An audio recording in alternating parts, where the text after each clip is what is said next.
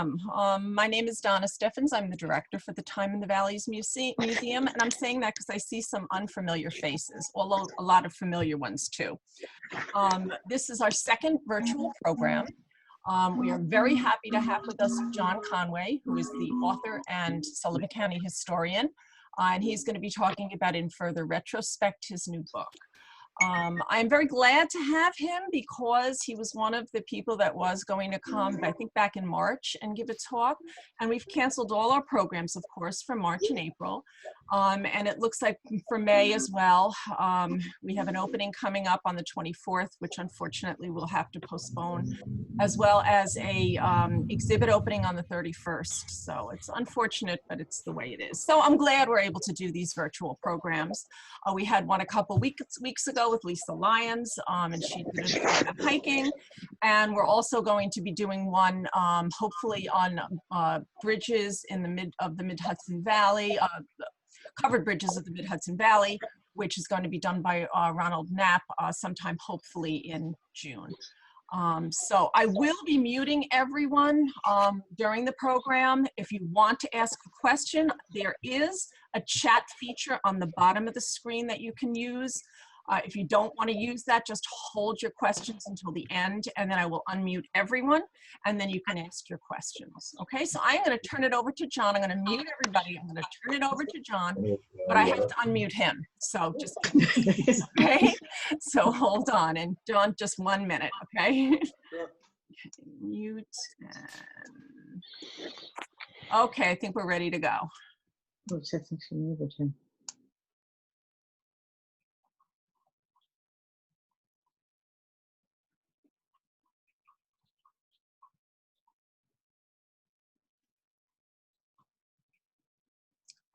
Oh, wait a minute.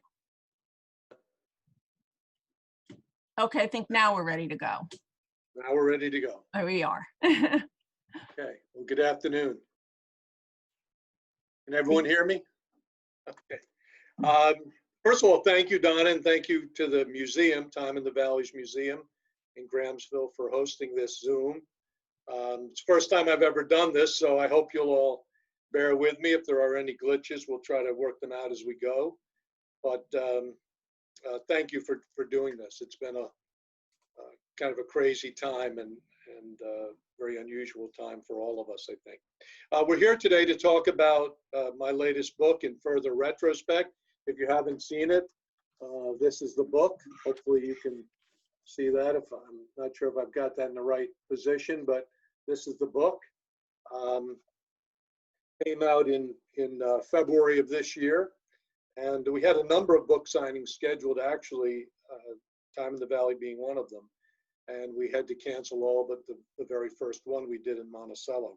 So obviously we're looking for innovative ways to fill in the gaps and to sell more copies of the book. So I wanted to start out by telling you how to purchase the book, and I'll also hopefully remember to close the program by reiterating again how to purchase the book. There are two ways to buy the book, In Further Retrospect.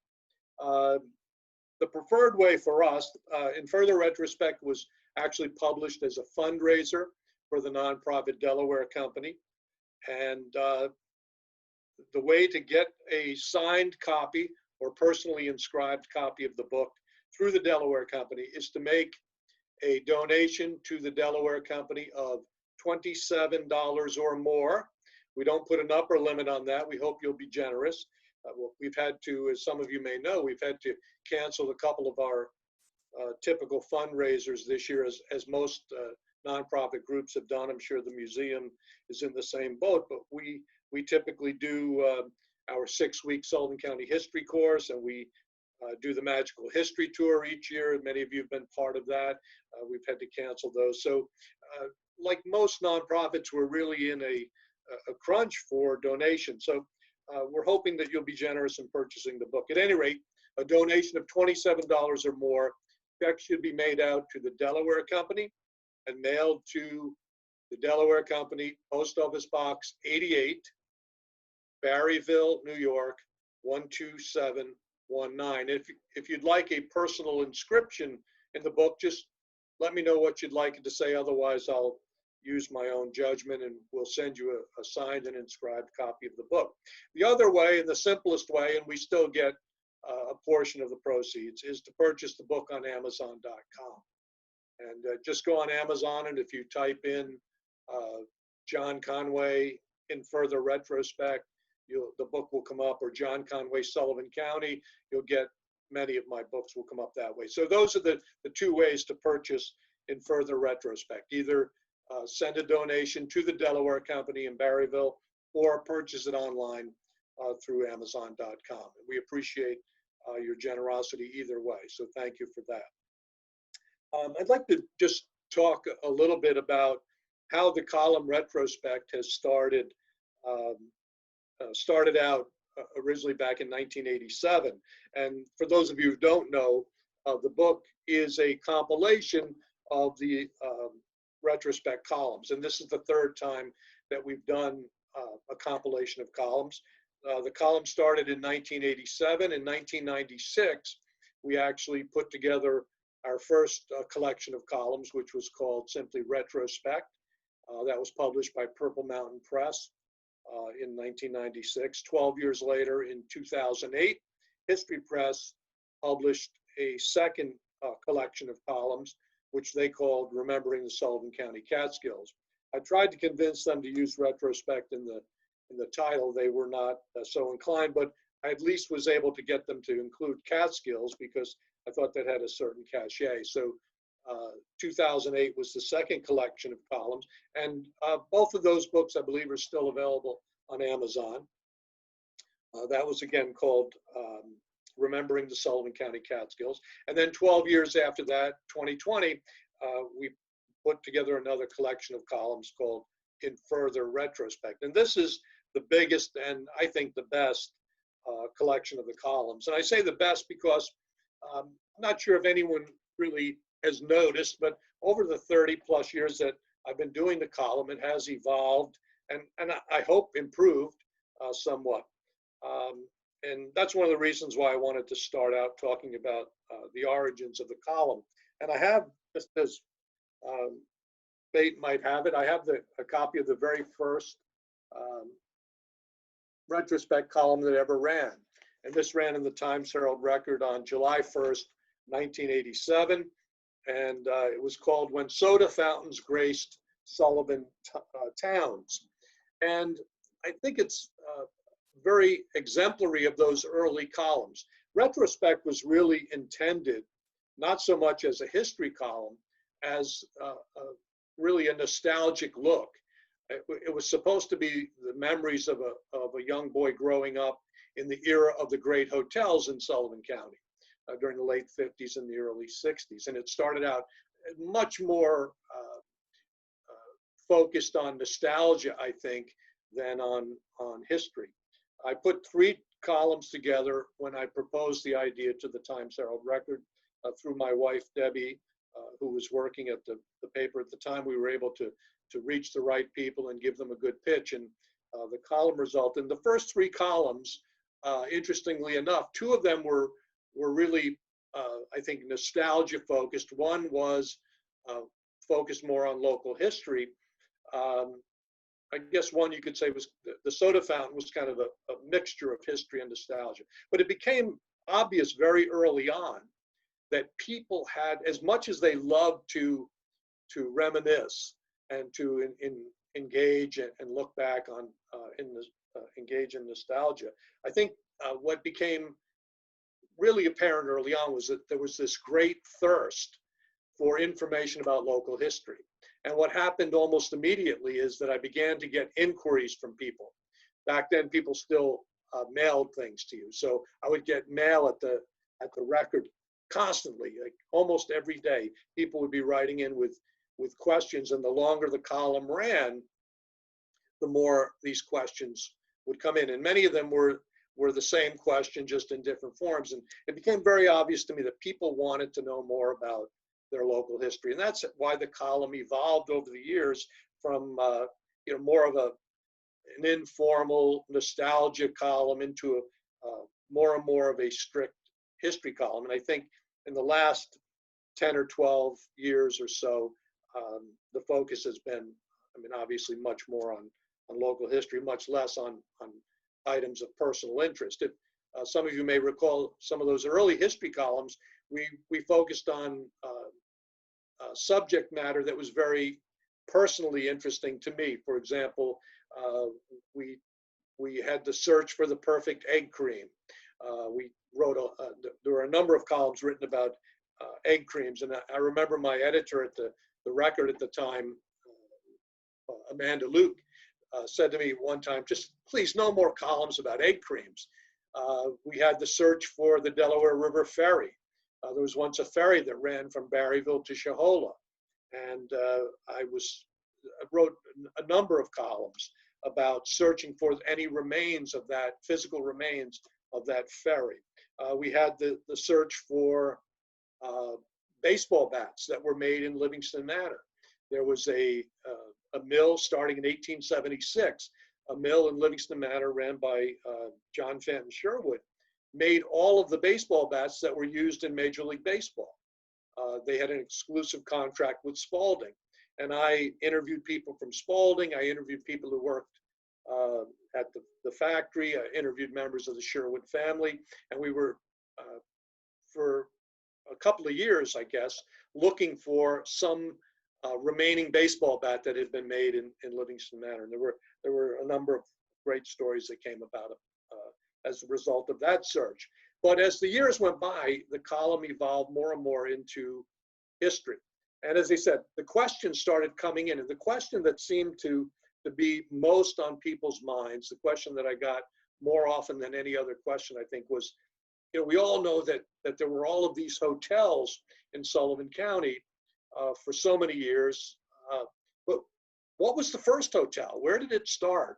And I kept getting hit with those. I remember writing a column, which I think my editor headlined, "Why do they ask me?" And I said, you know, I don't know all the answers about Sullivan County history, and I don't know where the first hotel was, but I promised people that I would try to find out. And so what evolved from that very early on was, and some of you who have taken my Sullivan County history classes over the years will recall seeing the timeline that I developed, which described the evolution of tourism in Sullivan County. And included in that was the development, the construction of the very first hotel. Now, that timeline came about, as I said, in the late 1980s, 30 plus years ago. We've been fine-tuning it ever since. With, you know, I say we because I always have the help of a number of people who research things and send me information and ask questions, and together we seem to be able to fine-tune most everything that we've learned about Sullivan County history. But the timeline, the basic evolution of tourism has remained the same, and we see these very distinct periods, which, you know, today we call them the Silver Age and the Golden Age, and there are transitions between the two, and it all describes the evolution of tourism. But the point is that we were able to pinpoint the construction of the first Sullivan County hotel. And for those of you who don't know, if you haven't taken my classes, that first hotel was in White Lake. And up until very recently, we were quite sure about this, that it was built in 1845, opened in 1846 by a man named John Beekman Finley. Some great stories about Finley and the hotel and whatnot. My friend Alan Barish, who I know is on the talk today, uncovered something very recently that seemed to contradict that. We haven't really been able to track down that information, but that there might have actually been a resort hotel prior to that. Now, just to put a point on this, a period on the sentence, there were lots of hotels in Sullivan County prior to 1845. So I want to make that clear, but they weren't specifically summer resorts. They weren't summer hotels. The hotel that was built by Finley in White Lake was specifically built for summer boarders, largely for fishermen. So that would be considered the beginning of our tourism industry here. So that was a question that came about early on and prompted a lot of other discussion. And in just a minute, I'm going to do a couple of readings from the book in Further Retrospect, and we'll touch upon some of these topics. The other question that came about a lot, which was kind of the bookend to how did it all begin or where was the first hotel, was the question about how did it end and what happened. And, you know, people seem to have a very difficult time understanding what happened. It's sort of like, you know, how did the dinosaurs vanish? They were so big and there were so many of them, and they dominated the earth, and then, you know, we're told at least that, you know, suddenly they were gone. And I think people wondered that about the hotels. I've talked incessantly, it seems, about the 538 hotels that were in Sullivan County during the peak of the golden age. And people say, how could that end? Because shortly after the column began, by the time we get to 1990 or certainly 2000, we're down to no hotels. You know, once Kutcher's closed, that was really the last of the golden age hotels. Yeah, the Villa Roma was still going, but the Villa Roma really wasn't a classic golden age hotel. And so none of those hotels of the golden age remained. And people wanted to know, how did that happen? What you know, did a bomb go off? What exactly prompted the end of the hotel? So those were that was a subject that there were a number of columns devoted to, and again, an evolution of understanding came out of those questions. And so the column has been able to continue somehow, almost incredibly, for 30 plus years now. I never envisioned it having that kind of longevity, but it has. And I think it's been the interest of folks like you and people who have read the column, obviously, that have kept it going. So from the earliest days when it was capitalizing on this whole nostalgia thing, and just to elaborate on that for a moment, so the column debuts in July of 1987. And as I said, the focus was really on nostalgia. What was it like to shop in the little grocery stores before the supermarkets came about, drive-in movie theaters, things of the 50s. Interestingly, about a year after the column debuted, maybe 18 months after, the television series The Wonder Years came about. And I remember the first night The Wonder Years was on television, 1988, my wife said to me, "Oh my God, it's Retrospect on TV."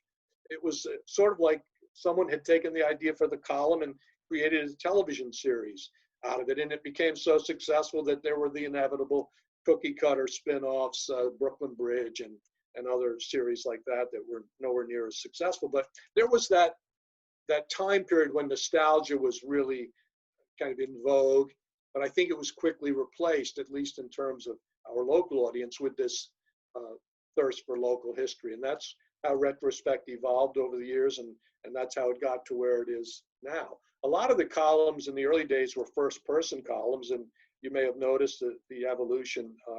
I don't do first-person columns anymore, at least not very often. But at any rate, I think, let me close this portion of the talk by just saying, I think there were two main focuses of the column once it got strictly into the history realm. And one was to explain the evolution of tourism and to elaborate on that timeline that I developed, and to really give people an understanding of how the golden age developed, that we didn't just wake up one day and there were these 538 hotels that had always been here. It evolved from the very first hotel. And I think that's a very important lesson to learn, especially as we try to dig ourselves out of this economic malaise that we've been in for so many years. The second part of the column, the second focus of it, I think, was to give people an understanding of the fact that there was so much more to Sullivan County's history than just the hotels. They were a great thing and a terrific phenomenon and an important part of our history, but there was so much more to Sullivan County historically than the hotels. So, you know, whether it's the D&H Canal or the railroads, the ferry boats that I talked about earlier, some of the scandals and disasters that have happened that had nothing to do with the hotels. There's so many other topics that I've tried to introduce to people so that they get a good understanding of the history of the county above and beyond the hotels. So that having been said, what I'd like to do, and I hope you'll bear with me, is to just read a couple of selections from the book, which I think kind of illustrate what I've been talking about. The first selection actually is from September of 2017. And the column was entitled "The Beginning of the End." And this really was an attempt or another attempt to answer that question of, what happened to those hotels? How did it all come to an end? What was the impetus for the demise of the hotels? And so I'm going to read it. And if you want to read along, if you have a copy of the book already, for those of you who do, it's on page 101. So again, the title is "The Beginning of the End." Many of the participants at last Sunday's 16th Annual Catskills History and Preservation Conference at the Liberty Museum and Art Center were shocked to hear that the area's heralded resort industry has been in decline since 1965. That's not unusual. Most newcomers, and even some old-timers who should know better, find it hard to believe that the county's heyday was over by the mid-1960s. Many cite the existence of dozens of hotels in the 1970s as proof that it couldn't possibly be so. And yet today's historians, who have done any research at all, agree that the golden age of Sullivan County's tourism industry, which began around 1940, came to an end around 1965. And they cite a number of reasons for choosing that particular year. For one thing, a fire at the Prospect Inn in Parksville on August 11th, 1965, resulted in the death of 5 people and caused a clamor to tighten up fire codes for resorts, many of which could not afford to make the necessary improvements. Smaller resorts, the bulk of Sullivan County's 538 hotels during that golden era, began to close down. Those that could make the necessary upgrades found themselves hopelessly in debt. Many establishments had already invested capital they didn't have in trying to keep up with the larger hotels in the increasingly competitive Catskills tourism market. In fact, by 1966, this disturbing trend had become so obvious that it caught the attention of the New York Times. Reporter Homer Biggert outlined the phenomenon in a September 5th, 1966 article with a Loch Sheldrake dateline entitled, "Keeping Up with the Grossingers Strains Many Catskill Hotels." Using the occasion of the Labor Day weekend, traditionally one of the busiest of the year for Sullivan County resorts, to visit a number that had closed down or seemed on the verge of doing so. A singular hush, betrayed only by the occasional romping of crickets or the stomping of a stray hen on the greensward, fell this Labor Day weekend on the Rococo precincts of the New Roxy Hotel, Biggert wrote. Gone were the glamorous, fun-loving, vacationing crowds of former seasons. A rancid smell of decaying food filtered down the carpeted corridors from the kitchen. An eerie silence ruled the lobby, mocking a notice forbidding card playing and another that urged, "Sign up now for talent night." The New Roxy had closed in mid-August that summer, the latest in a long line of casualties among the medium-sized hotels in the Catskills, hotels accommodating 200 to 700 guests, Biggert noted. The end had actually come the previous year, when the hotel's owners were forced to sell to a group of Orthodox Jews who changed the entire complexion of the place. The Fleischers, the hotel's owners, had borrowed over $700,000 in an effort to successfully draw vacationers to their resort. At the time of the sale, the Fleischers were in debt to their laundry for $28,000, to their butcher for $26,000, and to their grocer for $11,000. Quoting now, trying to keep up with the prosperous giants like Grossingers and the Concord, they have gone heavily into debt for Olympic swimming pools, indoors and outdoors, ornate lobbies, and glittering nightclubs, Biggert wrote. He quoted an unnamed South Fallsburg banker and lawyer who pointed out that, quoting, many of the smaller hotels are in trouble because they are obsolete and could not afford to modernize to meet today's more luxurious standards, like baths in every room. Also, he said, the lure of more glamorous places like Jamaica, Puerto Rico, and Europe were attracting more and more of traditional Sullivan County vacationers. Biggert also reported that in Loch Sheldrake, where there had been 42 hotels 10 years ago, there were now only 12.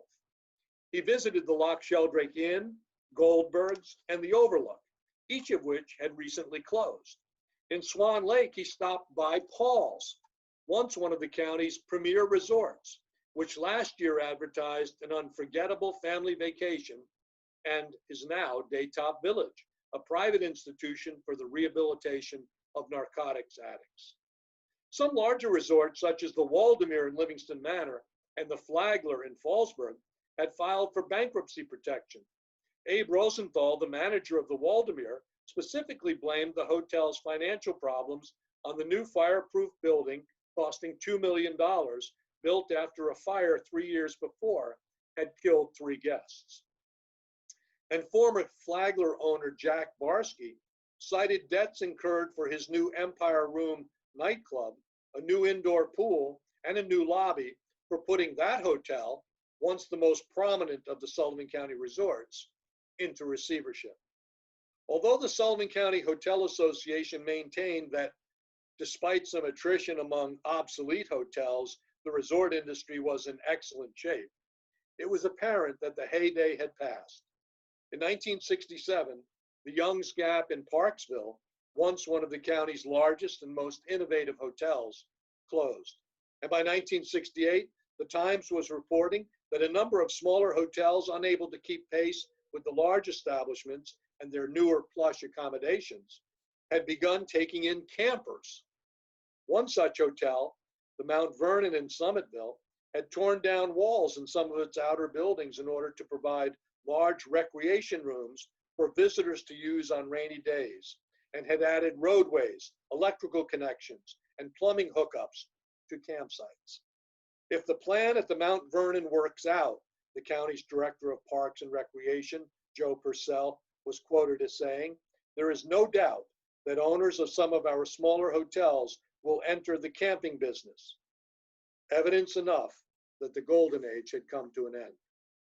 So one of the pushbacks that I often get, and I referenced it at the beginning of the column, was that when I speak at conferences or I do my History of Sullivan County classes, and I talk about, I present the timeline and talk about the end of the golden age being 1965, I traditionally get pushback from people who say, oh, I remember how hopping things were in the 1970s. How could you say that things came to an end in 1965? Well, 2 points I used to respond to that. One, if you think about it, by the early 1970s, 500 hotels had already closed down in Sullivan County.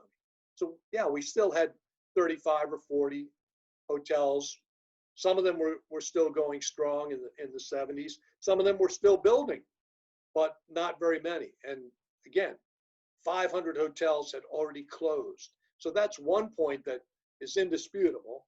And the second point is that if we look at our history, and I'm going to read about this now, in the early 1970s, we began to repurpose a number of the defunct hotels. And this was an indication not only that hotels were closing, because that happened before. Even during the golden age, we saw some hotels close, but they'd be quickly reopened by new owners. There would be an infusion of cash. Something would happen that would rescue those hotels because there was still a viable tourism industry here. But as we get into the early 70s, that was not so often the case. We more often saw these defunct hotels purchased by interests that were not going to reopen a hotel. They were repurposing the property. And I think that in and of itself is an indication that the golden age had ended. Tourism here was was in trouble. And the fact that people were not reinvesting in the hotel industry was proof of that. So I'd like to next read a column called New Uses for Old Hotels. And this was from December of 2015. And the occasion for the column was actually a phenomenon that began in December of 1975, 30 years before. In December of 1975, the New Hope community, a facility caring for people with developmental disabilities, opened its doors at the former site of the recently closed Green Acres Hotel in Loch Sheldrake. The property had most notably been home to the New Roxy. We had just talked about the New Roxy. And by the way, for those of you who don't know, I'm not sure if you can see this very well, but this is the New Roxy. You can see there's a couple of pictures of the New Roxy. That's the New Roxy Hotel, later the Green Acres, and currently New Hope. The property had most notably been home to the New Roxy, once among Sullivan County's more popular hotels, which had closed its doors just prior to Labor Day weekend in 1966. Interestingly, the conversion of the resort to the New Hope facility continued a trend started that very same summer of 1966, when the former Paul's Resort in Swan Lake was repurposed as Daytop Village. The trend of finding new uses for Sullivan County's old hotels also eventually involved the Flagler Hotel in South Fallsburg, which had a rich tradition as one of the region's premier resorts and was no stranger to being in the vanguard of trends in the industry. In 1920, the Flagler introduced the distinctive stucco-covered parapet and palladium window-dominated architectural style now known as Sullivan County Mission. In 1929, Flagler owners Esaias Fleischer and Philip Morgenstern unveiled a state-of-the-art 1,500-seat theater and hired two young men, Moss Hart and Dory Sherry, to head their social staff. Before long, every hotel of any size and stature in the area was hiring entertainers and developing some kind of shows for their guests. By the 1930s, the Flagler was operating during the winter as well as the summer, and another trend among larger Sullivan County hotels was born.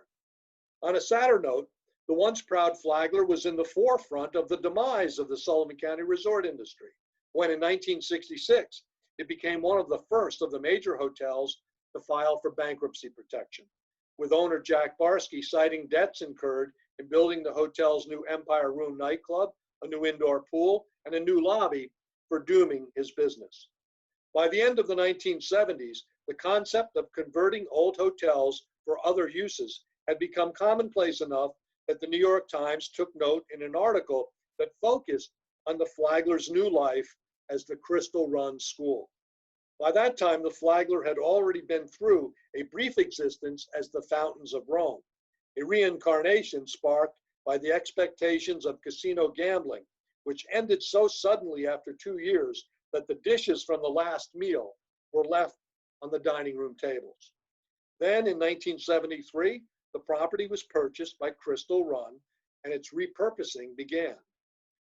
On the grounds of the former Flagler Hotel in Fallsburg, New York, retarded adults till a garden where golfers once teed off, reporter Jonathan Steinberg wrote in a May 27, 1979 feature story using terminology that would be frowned upon today. Guest rooms are now classrooms. The golf shop is an arts and crafts room and woodworking shop, and one of the bars is a home economics workshop. And Steinberg noted that the Flagler was not the only former resort in the area to have taken on a new look. A sign outside the former Windsor Hotel in South Fallsburg proclaims it capital of the Age of Enlightenment. Inside, disciples of Maharishi Mahesh Yogi meditate in what has become a major center for transcendental meditation. Nearby, Swami Baba Muktananda took over the Gilbert's Hotel 2 months ago for another meditation facility. The Times article pointed out that the most renowned hotels of the area, Grossingers, Kutcher's, the Concord, remain successful. but many of the smaller hotel operators with less exhaustive facilities are trying hard to make ends meet. Their facilities are often marginal operations, and they, along with many of the region's residents, await the hoped-for introduction of legalized gambling to revitalize the Sullivan County resort region, once characterized as the Borscht Belt. Conversion and rehabilitation of Sullivan County's most important man-made assets, its hotels, could radically alter the face of the Catskills by reducing dependence on the fortunes of the resort industry and by instituting a new economy and a new economic base. But the present changes are not without drawbacks. The area faces the social difficulties of absorbing a significantly different population and the financial problems of dealing with declines in the tax base brought on by the tax-exempt status of the new institutions. Mention was also made of New Hope, another hotel converted to a home for the retarded a few miles from Crystal Run. The recent hotel conversions have brought a mixed bag of benefits to Sullivan County, Steinberg wrote. Revitalizing old resorts removes a prominent source of blight from the environment. The new institutions buy from local merchants and businesses, and the substantial number of handicapped and retarded people living in the area, more than 1.5% of the 65,000 population, has turned Sullivan County into a major healthcare community, according to Mark Brandt, director of the local Association for Retarded Children. There are quite a number of people who are making a living off of this, Mr. Brandt said. Brandt's insight proved to be prophetic, as the ensuing years would see unprecedented growth in the healthcare industry in Sullivan County. Not only would New Hope make major strides in growing into the 720-seat dining room left over from the days of the New Roxy, but another organization, shortly to become known as the Center for Discovery, would begin its steady ascent to becoming one of the nation's most innovative institutions for the disabled and Sullivan County's largest employer. Well, those are just a couple of columns that focus on the hotels and kind of the beginning of the end and how things began to look as the golden age winded down, and then we went into the transition that has brought us to the advent of casino gaming and whatever the new form of tourism here is in Sullivan County. So I think I've taken up enough of the time talking. I'd like to, Donna, if you can, we take some questions from people if that works for you. Sure. What I can do is unmute everybody, and if somebody wants to ask a question, they can just go ahead. Hopefully we have some questions. Okay.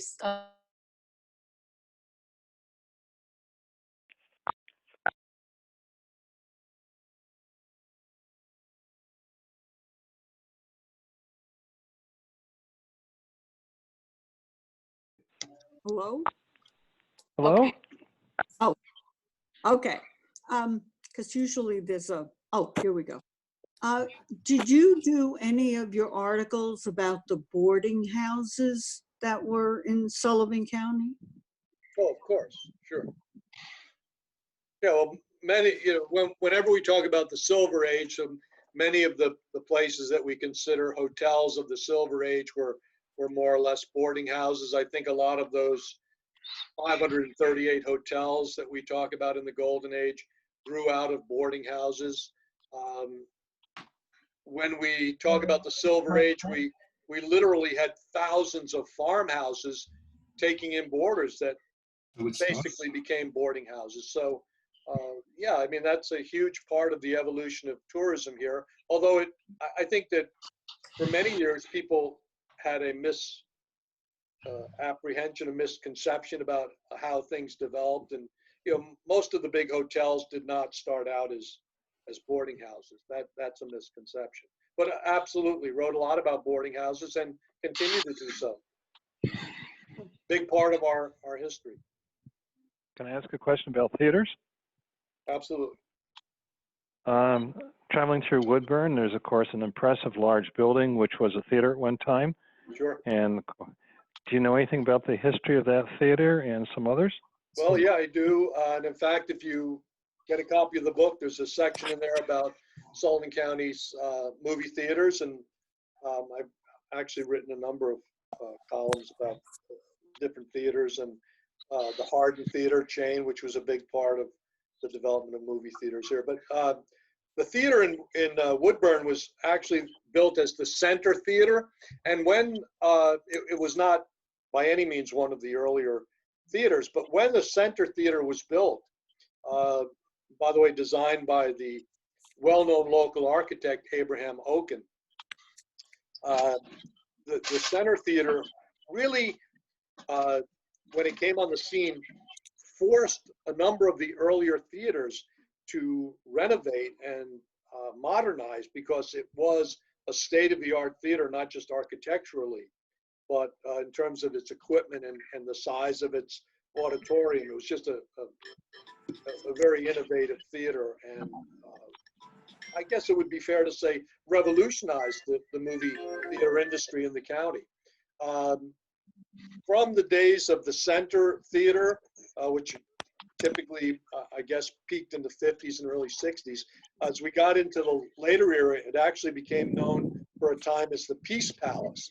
And people tell me about going to see movies there that were socially relevant movies, and instead of serving popcorn, you could buy rice cakes at the concession stand. It was kind of a little bit different focus. But originally the Center Theater, then the Peace Palace, and then it closed down. And for many years it was owned by Sullivan Performing Arts, which made some valiant attempts to renovate it, and actually spent a lot of money there.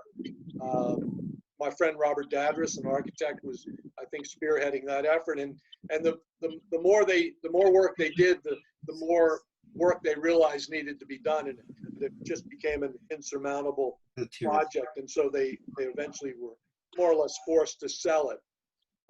And I don't know what's happened since then, but the last few years it's been under a different ownership. So I'm not sure what the plan is. Signs active, nothing's going on. There's no. But at one time, one of our more prominent theaters. You know, there was a time, and you'll see in the book that, you know, many of our small communities, and Woodburn was by no means the smallest community to have a theater, but many of our small communities had their own theaters. And I think, you know, that was in the days when those small towns, and I wrote a lot about this in the early days of the column, how self-contained many of those small towns were. I sent a question in on the chat box regarding the workforce. Many of my my friends always reminisce about being workers at the hotel and hospitality industry, but they lived in New York City. Was there any notation about the concerted effort to identify the labor pool for these very robust hotels? Well, you know, that's a big part of our history. And the fact of the matter is that in the early days of the hotel industry, certainly throughout the Silver Age and in the early part, throughout that transition from the Silver Age to the Golden Age. So we're talking really from, let's say, the 1890s through probably the 1930s, maybe to around 1940. When the hotel industry was largely summer only, many of the hotels were able to survive by hiring college students. And that's why you used to hear very frequently, you can't find a dentist in New York City that didn't wait tables in the Catskills. Because in the early days of the Golden Age, when the hotels were mainly summer-only resorts, it was college kids that came and waited tables or you know, worked as bellhops. There were obviously full-time employees, but in terms of the summer help, when the hotels began to open more often, some of them became year-round. Obviously, that was not a viable business model any longer. And so what we see happen in the county was the rise of these employment agencies. And they would take a van or a station wagon back in those days down to New York City, and they would recruit help. And oftentimes, when I say recruit help, and there are hotel workers I know who are on the call today who might chime in about this. They would literally drive down to the Bowery and they would just say, you know, you, if you want a day's work, come on up. And they would drive them back up. They'd put them to work at the hotels. And many of those folks didn't last very long at the hotels. Many of them lasted the day or less. Some lasted till their first paycheck. Some may have lasted throughout the first summer, but they then became unemployed and had no way to get back to the city, and kind of became a burden on our services here. So, you know, that was a double-edged sword when the hotels made that transition to year-round, and certainly the workforce reflected that. And again, that's not a reflection on the many folks who lived here and worked at the hotels and did so as a career. Were there for decades. Plenty of people did that, and then even their children ended up working at the hotels. So that's a separate phenomenon. But we did see this whole industry develop of feeding the workers, the workforce through the employment agency, and that was, as I said, a double-edged sword for the county, I think. Thank you. John, can I ask a question about prisons? Sure. The Woodburn Prison, do you know the history of how that site was selected? What motivated that? Well, there are actually two prisons in Woodburn. We have the Woodburn Correctional Facility and Sullivan. You know, I have to admit, I don't know the early history of the Woodburn Correctional Facility, which is you see as you're driving on 42. I can't comment too much about that. But, you know, there was a time in our history, and again, I think this reflects the desperate nature of our economy back in the 70s and 80s, maybe even into the 90s. The idea of development here was to bring more prisons, and that's how Sullivan arrived here, and Wallkill was built nearby, and you know, that was looked upon and you know, as economic development. That was what we aspired to. We wanted to build more prisons because they provided jobs, and so we did. That again was a double-edged sword for the economy. I think certainly employed hundreds of people. And I'm not sure there were real drawbacks to it, but I think when you're aspiring to things, there are probably loftier things to aspire to than That's right. let's build another prison. I'm afraid I can't really answer your question about the history of the Woodburn facility. Maybe that's a topic for a future retrospect. Yeah. Do you have any other questions? Nope.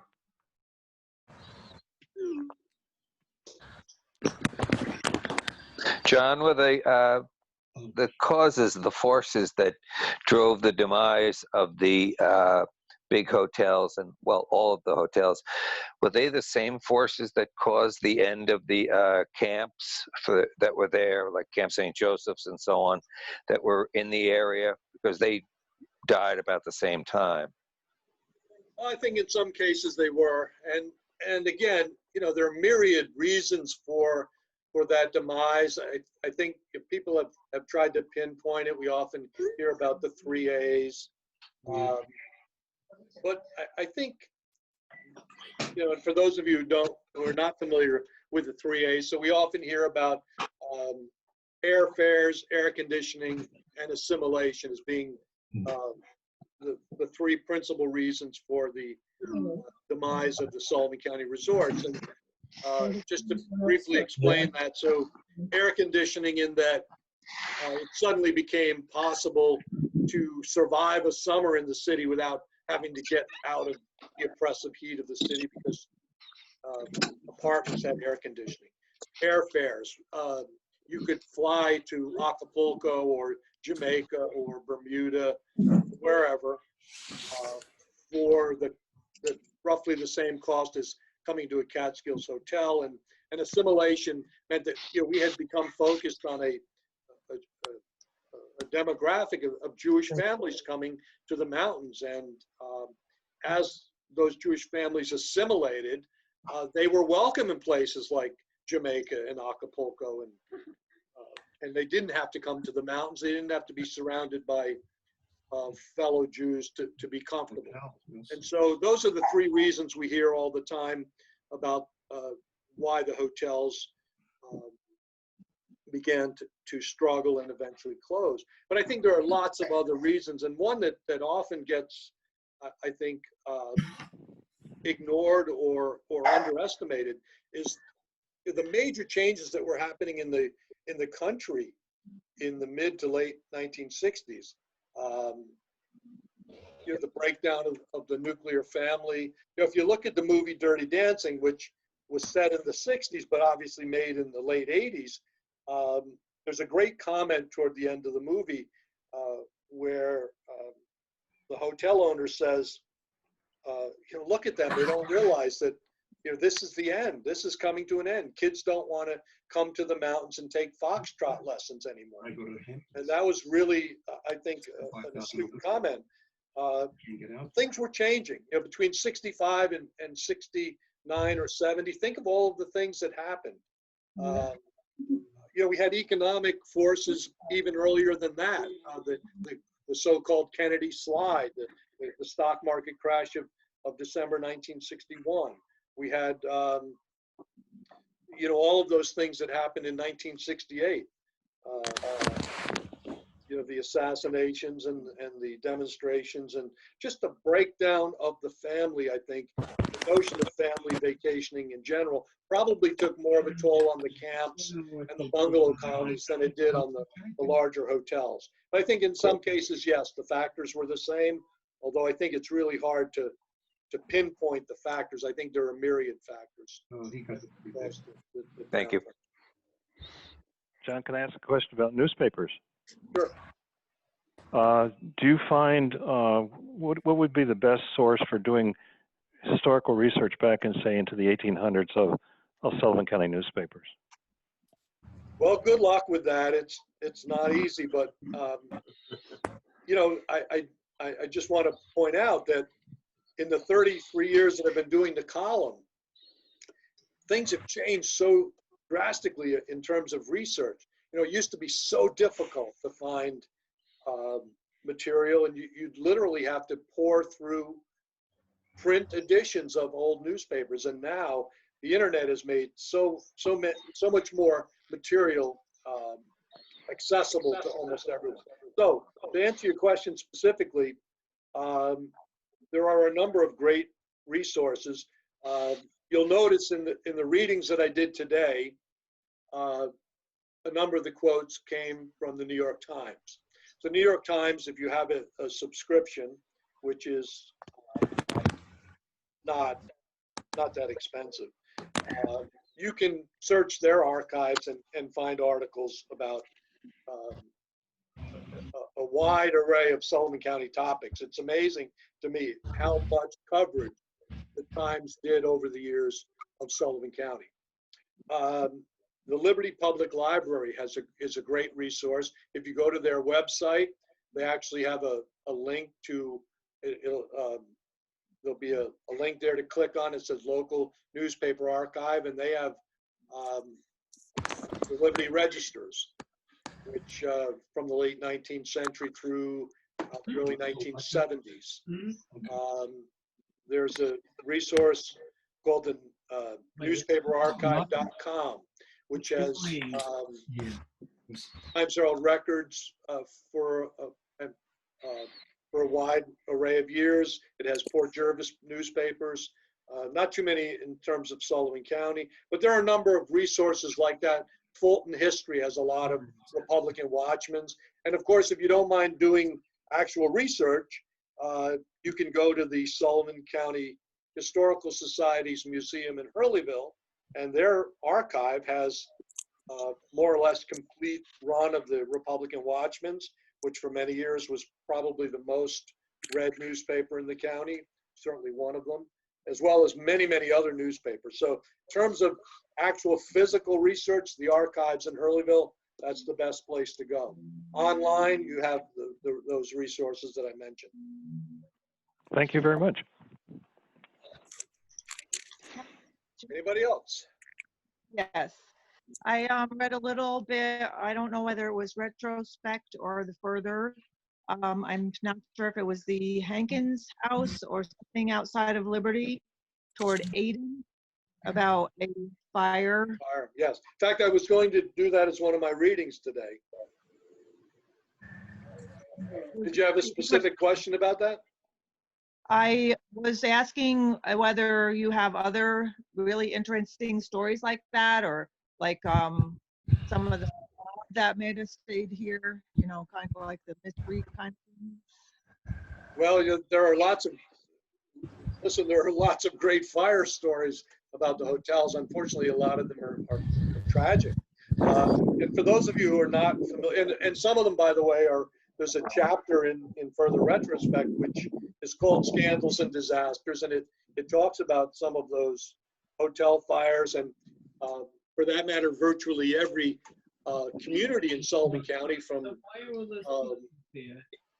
from Bloomingburg to Wurtsboro to Roscoe and South Fallsburg, et cetera, have had these major fires that have reshaped their business district. So I write about those often.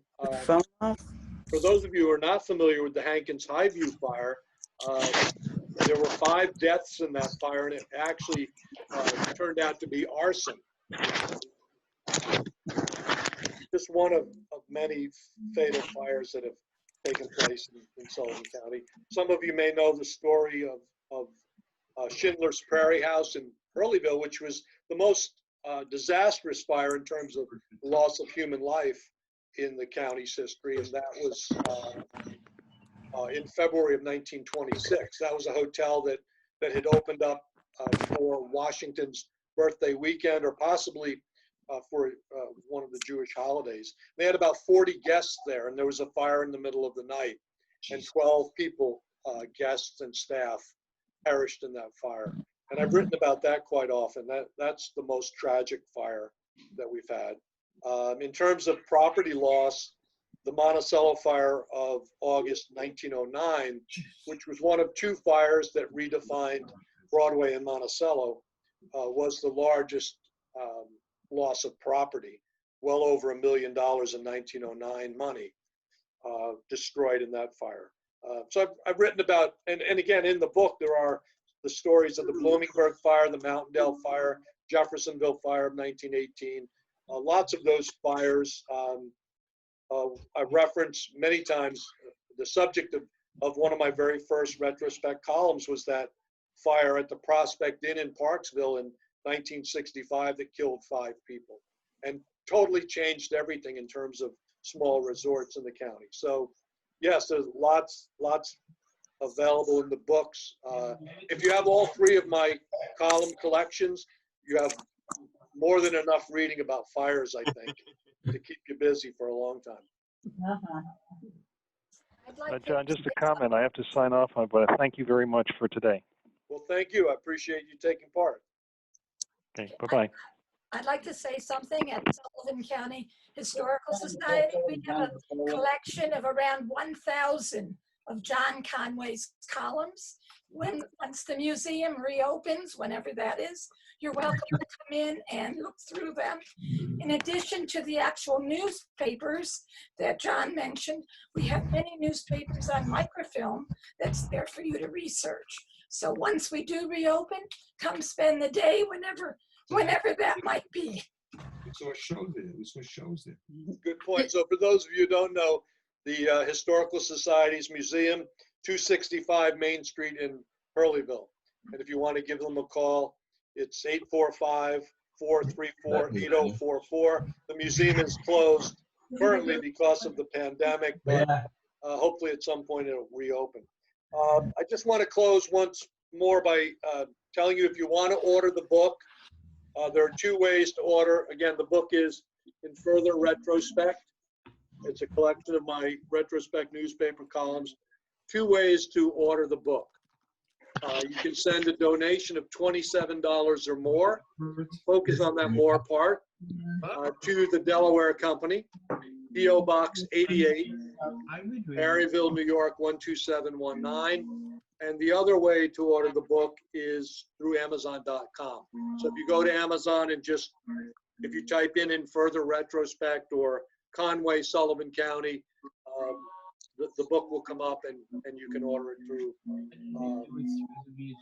Amazon. The advantage of getting it through the Delaware Company, in addition to the fact that we get more of the money, is that you can actually get a signed or inscribed copy. So thank you again for taking part. And Donna, thank you and Time in the Valley and all the folks involved there, your board, for hosting. Thank you, John. We really appreciate you doing this, and thank you all for participating. Are there any last questions?